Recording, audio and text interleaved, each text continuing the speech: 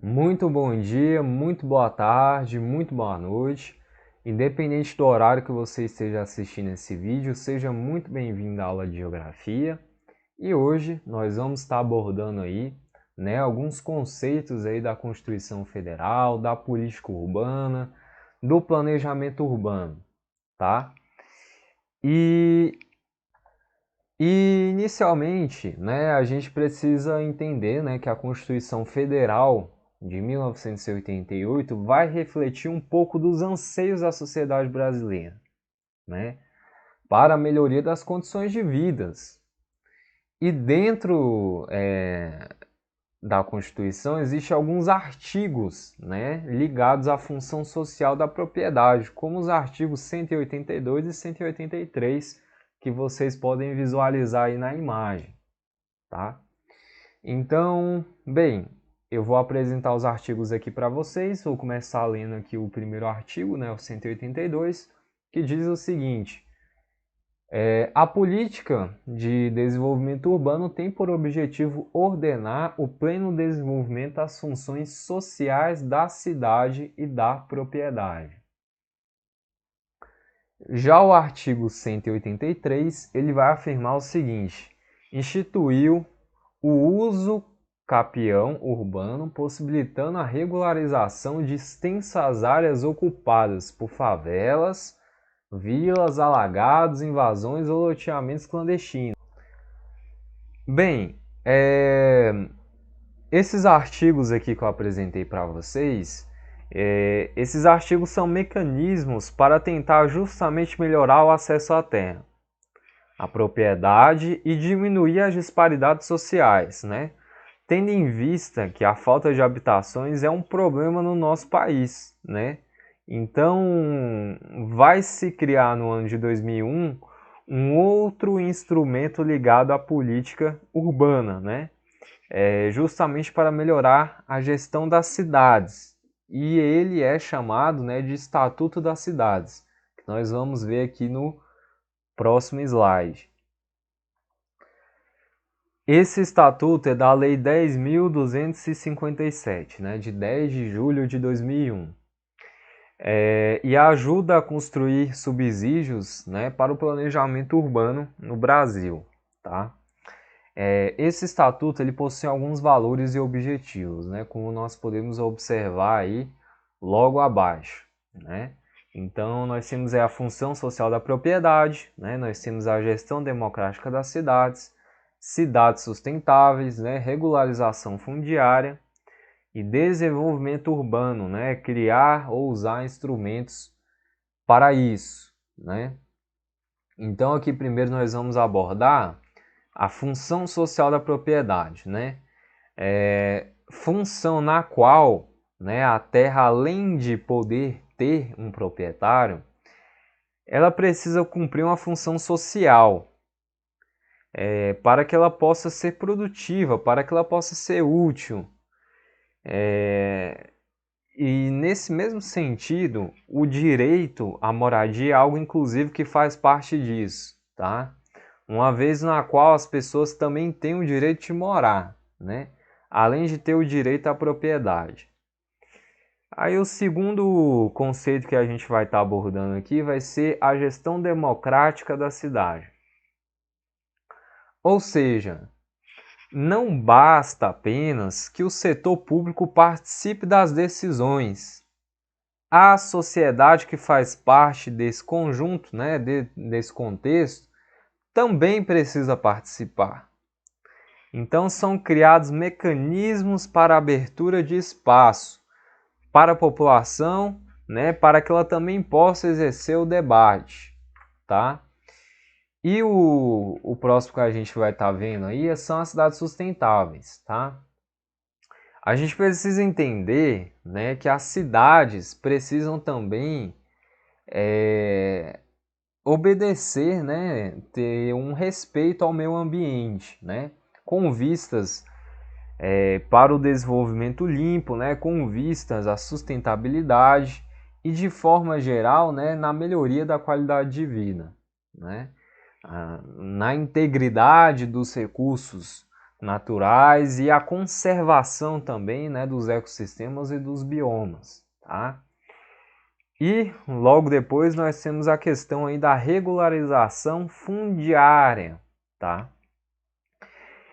Esse é o mecanismo, né, no qual o poder público, né, em conjunto com a sociedade, tenta fazer com que as propriedades do meio urbano possam ter documentação, né, como uma escritura, né, por exemplo, possam estar regularizadas para que a prefeitura possa arrecadar impostos e com isso converter esses impostos em serviços úteis aí para a população, né?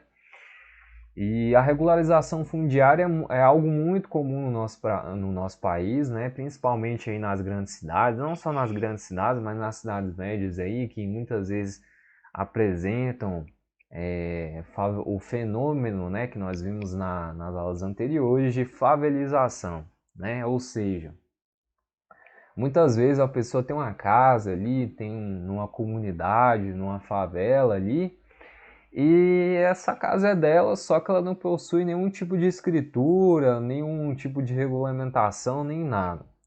Isso é muito comum nos meios urbanos, principalmente nas áreas periféricas, como eu falei aqui para vocês, mas isso também acontece nas zonas rurais, tá? Não é algo somente também da área urbana. Mas enfim, esse é um dos valores e objetivos aí, né, que seria aí a regularização fundiária, tá? Bem, o próximo elemento seria, né, o desenvolvimento urbano, né, criar ou usar instrumentos para isso, né? Então, seria a criação, né, de instrumentos de desenvolvimento urbano, né? Onde as prefeituras e a população possam ter autonomia, né, para tomar as próprias decisões no que se refere à melhoria da qualidade de vida, né? Uma vez que a própria comunidade vai saber o que é melhor para ela do que as instâncias superiores, né? Então esse desenvolvimento urbano, né, de criar, usar instrumentos, né, ele vem aí com a ideia, né, nos trazer a ideia aí de que a prefeitura, o próprio município, as pessoas que habitam ali, elas vão saber o que é melhor para elas do que instâncias superiores, como os governos estaduais, os governos federais. Entendido? Então vamos passar aqui para o próximo slide para ver os próximos termos. Bem, aqui a gente tem as políticas urbanas, né? E os instrumentos e aplicações. E aqui em primeiro a gente tem o plano diretor. O plano diretor é como se fosse um manual, né? Um documento que vai dizer como, quando e de que maneira e em que etapas as cidades devem se organizar, né? Devem se planejar. O que deve ser feito primeiro, né? Ali na cidade, quais são as prioridades, o que deve ser feito,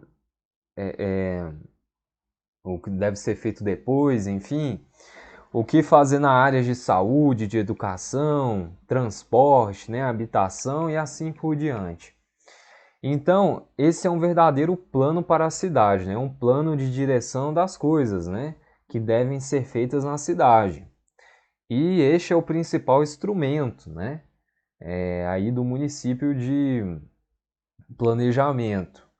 E os municípios brasileiros hoje, eles precisam de um plano diretor, né, para que eles possam receber financiamentos públicos, tá?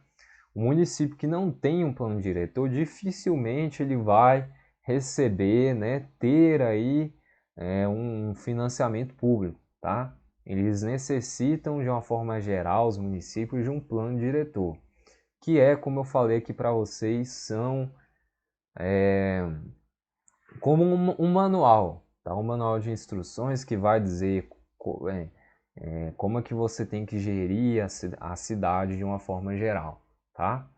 E logo depois nós temos aí o conceito de incentivos fiscais, tá?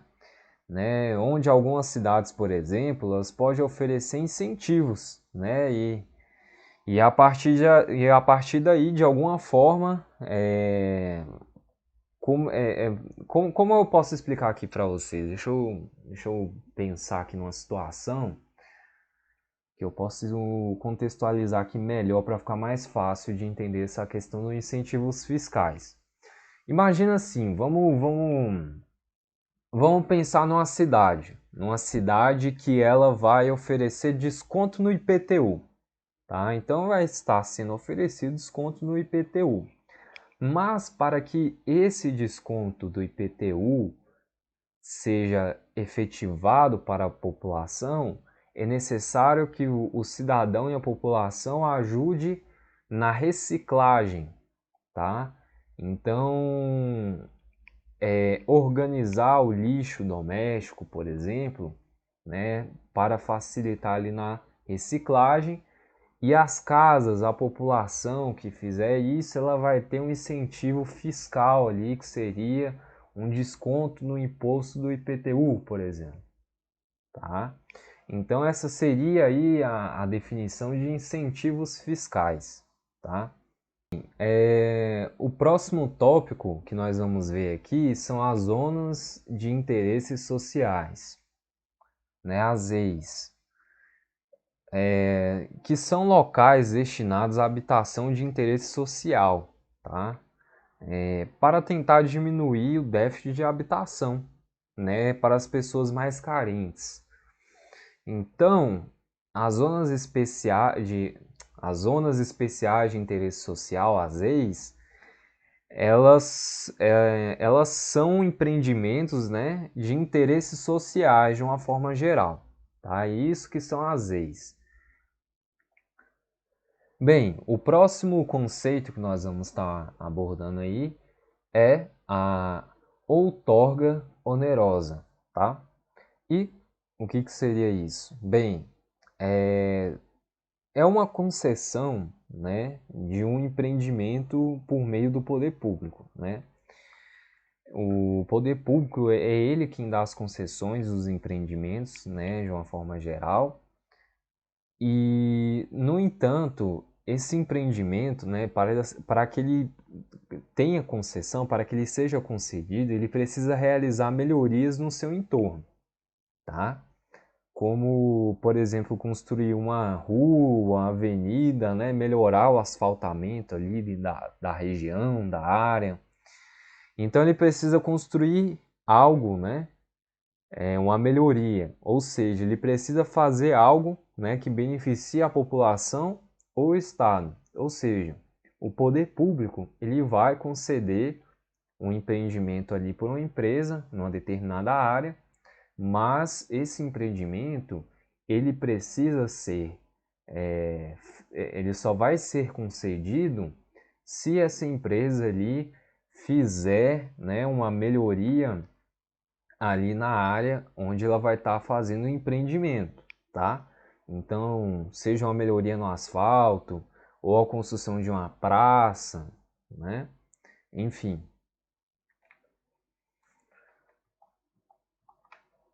Bem, eu me perdi um pouco aqui nos slides, turma, mas dando continuidade, a gente parou em outorga onerosa e o próximo conceito que a gente já está abordando seria o orçamento aí participativo, tá?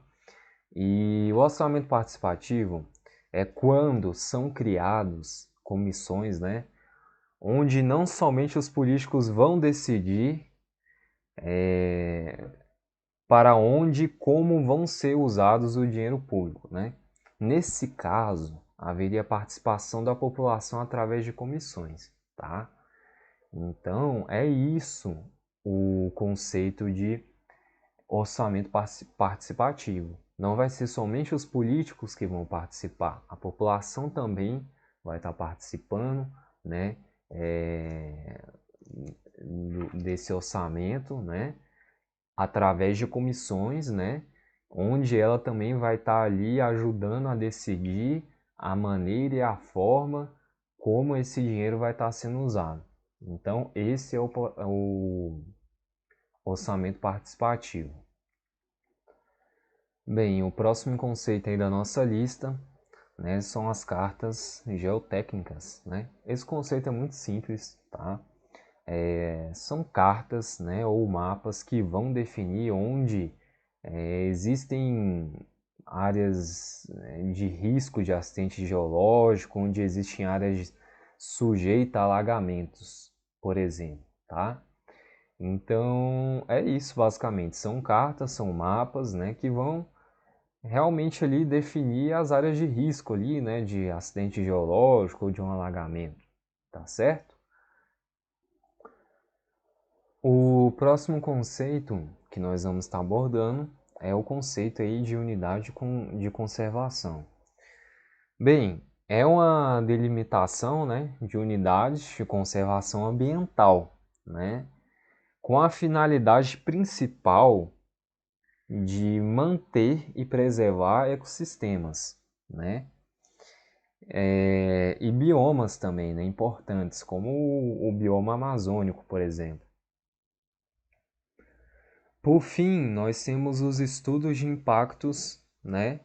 E o que seria isso? Bem, imagine que se uma empresa for instalar um novo empreendimento, ela muitas vezes ela vai precisar elaborar um estudo, né, para verificar se a atividade que ela vai instalar vai provocar impactos, né, e que tipos de impactos, né, e que medidas podem ser tomadas para evitar esses impactos, tá certo? E, enfim, muitas vezes algumas empresas, alguns empreendimentos que vão ser feitos, a prefeitura exija que se faça esse estudo de impacto, né? E quando eu falo de impacto, não é necessariamente só impacto ambiental, né? Pode ser um impacto numa vizinhança, por exemplo. Você vai abrir, por exemplo, uma boate, alguma coisa assim, em um bairro onde você é residencial, né? Um bairro onde tem um hospital próximo. Você vai abrir, por exemplo, uma boate próximo a um hospital, né? Isso pode estar gerando algumas complicações. Então, alguns empreendimentos eles precisam passar, né, pela aprovação da prefeitura através aí desse estudo de impacto, tá? E turma, a aula de hoje é isso, tá? Eu trouxe esses conceitos aqui para vocês. Antes de finalizar a aula, eu queria dizer o seguinte: são muitos conceitos, tá? São muitos termos, por exemplo, artigo 182, 183, lei de número tanto.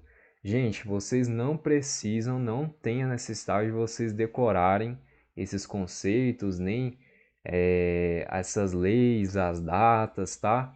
O que vocês precisam entender dessa aula é que o seguinte, as cidades, principalmente cidades brasileiras, elas apresentam diversos problemas, tá? Em diferentes âmbitos, seja no âmbito social, né, econômico, cultural, enfim, ela apresenta problemas, tá? E esses estatutos, né, esses artigos, essas mudanças que houve na Constituição ao longo dos anos, ela veio aí para tentar mitigar, né, para tentar diminuir esses problemas. É isso que vocês precisam entender, tá?